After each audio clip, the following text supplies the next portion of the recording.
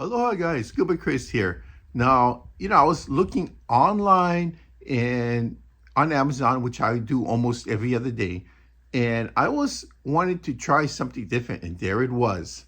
Solpara, MajorCraft Solpara rod, but the type of rod I'm interested in, shoreline, light shoreline jigging, perfect. And I use between 9 and 10. And what are they offering? 9 and 10. This one company in Japan was offering 7 models in between that length and different strengths. So perfect.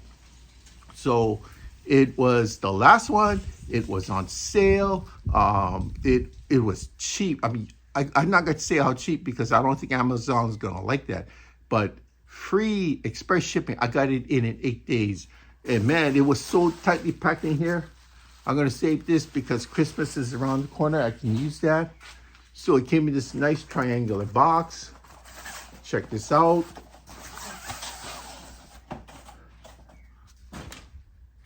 Ooh, it came in its own case. This is nice soft case. Okay, so my question to you is, are you wild enough to try out your first Solpara jigging rod? This is a 9'6" by MajorCraft. Comes in a pretty nice packaging here. I must say, I wasn't expecting the case here.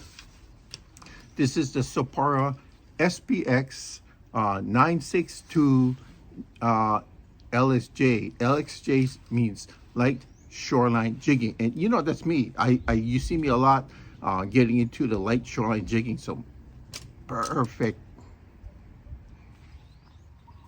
Okay, so let's take a fast look. I mean, I've never handled one.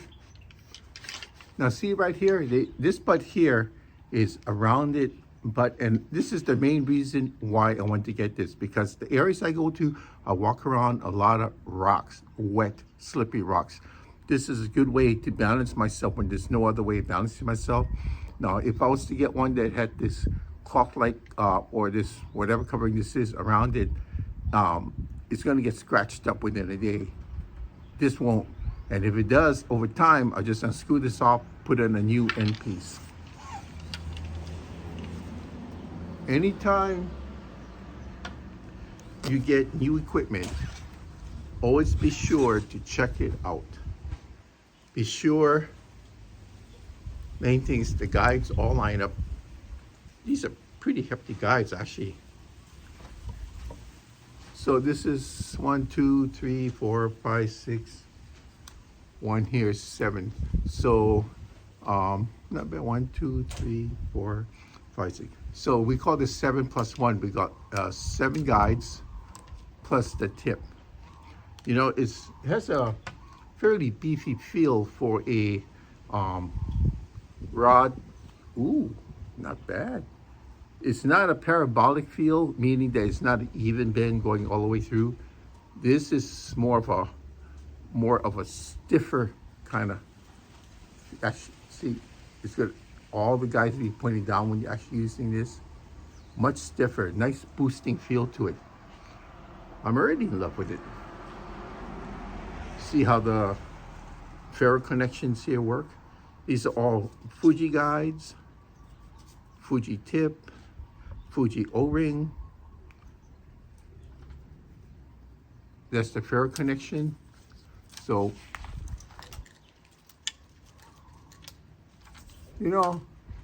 for the rating I got, feels pretty stiff. So what kind of stats am I looking at? Well, this is, as I mentioned before, 9'6". All right. This is a LSJ model. It's called a Solpara here in English, but in Japan it's pronounced Sorupara. This is long. This 9'6" is good length. It's long enough to get the distance I need for my jigs, but it's short enough where I can operate underneath trees and around shrubs without getting anything hung up. So the lure rating on this is something quite unique. It says 40, and then has a plus and a minus sign. After that, 20.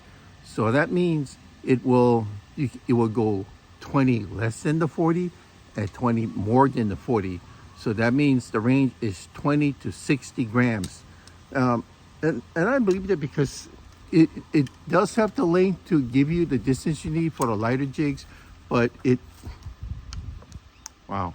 Okay, it does have the length to give you the distance, but it also has the necessary stiffness to propel those heavier jigs. So it's kind of good to know that I can get up a little bit higher on the weight and start using some maybe 1 1/4 and 1 1/2 ounce jigs possibly.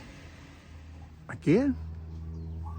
Okay, I also like the fact that this is a 50-50 split configuration, so going to be easy to transport. It just feels so good. It feels so light, and it is light. I'm going to put down all the stats here when I'm done. Okay, to this dealership, this is one of the 7 models they had available. The other 7, all the 7 they have for the Solparas are between 9 and 10 feet. That seems to be the preferred length.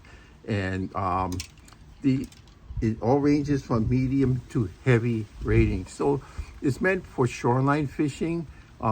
Here in Hawaii, as it is in Japan, we're going for mackerel scads, which we call a coolie. They're small fish up to about 9-10 inches. Great for pan fry, delicious. So we also use it for bait. But I'm also looking for papilla, which are jacks. And this will also be a nice, fun rod to use for bonefish. So to summarize, I'm back again. To summarize, I think I'm going to be very happy with this. It's going to fit in nicely to the type of the style I'm using for shoreline fishing. So I'll give you some updates once I finally figure out what I'm going to put on this and go out. Now, as you notice, they're in pieces here. A lot of damage is done when you store it like this or you travel on location. So what I like to do, I'm going to sound like a commercial for a second. I use fishing butlers. I got turned on to this a while ago, and there's a reason. Fishing butlers, you can use this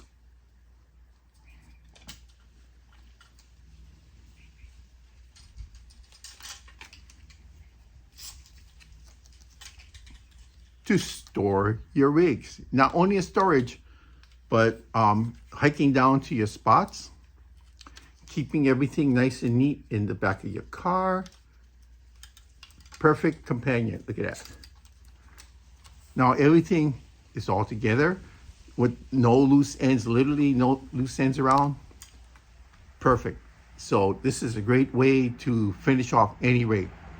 Thanks.